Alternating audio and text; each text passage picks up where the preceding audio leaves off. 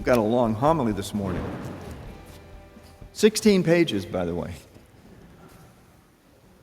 What are you afraid of? What do you fear the most? What is the thing that, when you think about it, it gives you a sense of dread? Many people are afraid of dying.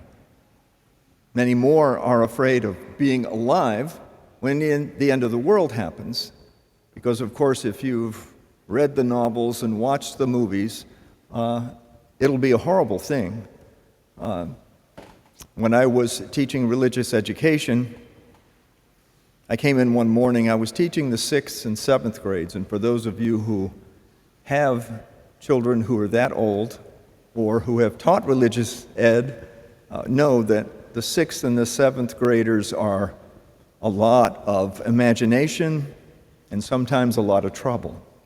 But I came in one morning and this young man said to me, "Did you know that the end of the world was going to happen on December the 21st? And we're talking, we're in September or October. And I said, "No, I didn't hear that." I said, "That should be pretty big news, don't you think?" Didn't faze him a bit. I said, "Where did you get that from?" He said, "My mother told me." Who can you trust if you can't trust your mother, right? Well, I said to him, "Where did your mother get it?" "Well, she saw it in a movie," he said. As it turns out, in 2009, a movie was released titled 2012, and it was about the end of the world that was supposed to happen in the year 2012, according to the Mayan calendar. The Mayan calendar is much more complex than any of those folks thought. And in fact, the 21st of December of that year was simply the end of an era for the Mayans. And was not, of course, the end of the world, because we're here to give witness to that. But throughout the centuries, there have been many, many people who believed they could predict the end of the world.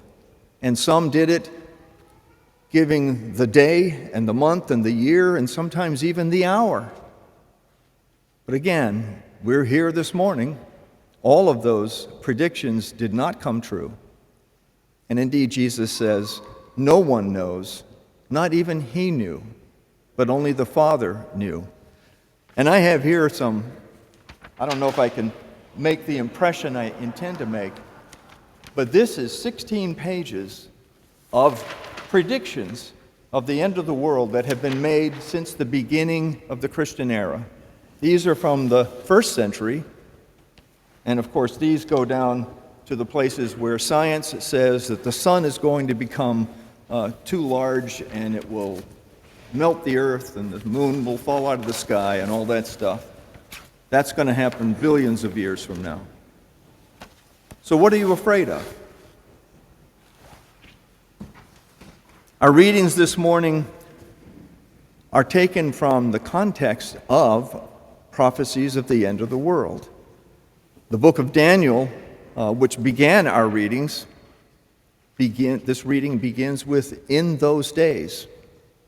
In the gospel, Jesus begins talking in those days. And the people who were listening to him knew what he was doing. He was quoting from the book of Daniel. And Daniel talks about Michael, the great prince, the guardian of your people, a time unsurpassed in distress, and so on and so forth.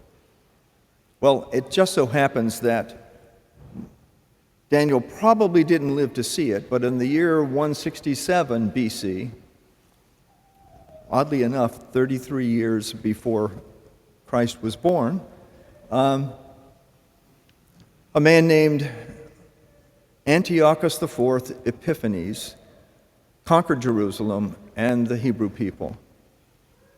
And in Daniel's book, you hear the words that he speaks about desolating abomination. Now, our separated brothers and sisters sometimes call us the desolating abomination. But in fact, what happened was this Antiochus erected on the Jewish altar of sacrifice in the Holy of Holies in the temple the Greek god Zeus. a statue of the Greek god Zeus. And for the people of the Jewish faith, that was literally the end of the world for them. That was the abomination. And for them, the temple was the center of their universe. The veil that covered the Holy of Holies literally had stars and constellations embroidered on it. The menorah, the 7 candles of the menorah, the sun, the moon, and the 5 known planets. So for them, it was the world. And Jesus talks about the same kind of thing. He talks about stars falling from the sky, the sun will be darkened, the moon will not give light. But haven't we seen much of that already? We've seen the sun darkened, we've seen the moon darkened. We just haven't seen too many stars falling from the sky. But we've certainly seen a lot of distress in the world. But it hasn't ended yet. For some reason, God the Father is going to make us suffer the tribulation for some more time to come. But in these readings, even though they sound dire, the church's purpose is not to help us be more frightened or to be afraid to begin with about the end of the world. And our responsorial psalm and the second reading help us realize that. If you pay attention to what the church gives us in the readings, very often they will help you understand what's going on. We are at the end of the liturgical year. Next Sunday, the Feast of Christ the King, will be the last Sunday of the liturgical year. And it's poignant that this morning we have new life here at this liturgy nearing the end of the liturgical year. And what the grand view of the liturgical calendar is a view of life. Our lives do not end at death. They pass on into a new life. The church year does not end next Sunday. It passes into a new year, and life continues.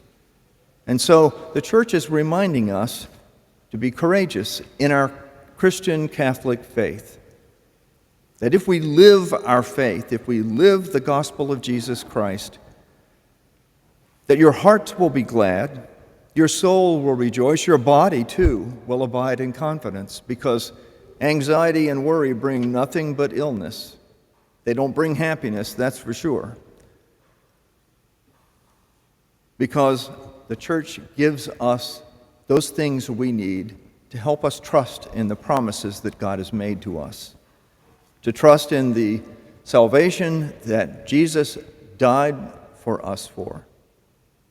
And so when the end of the world does come, if we are fortunate or unfortunate enough to be living at that time, you will have the courage and the confidence to lift your head up and raise your arms and welcome Jesus, the Son of Man, as he comes down in the clouds.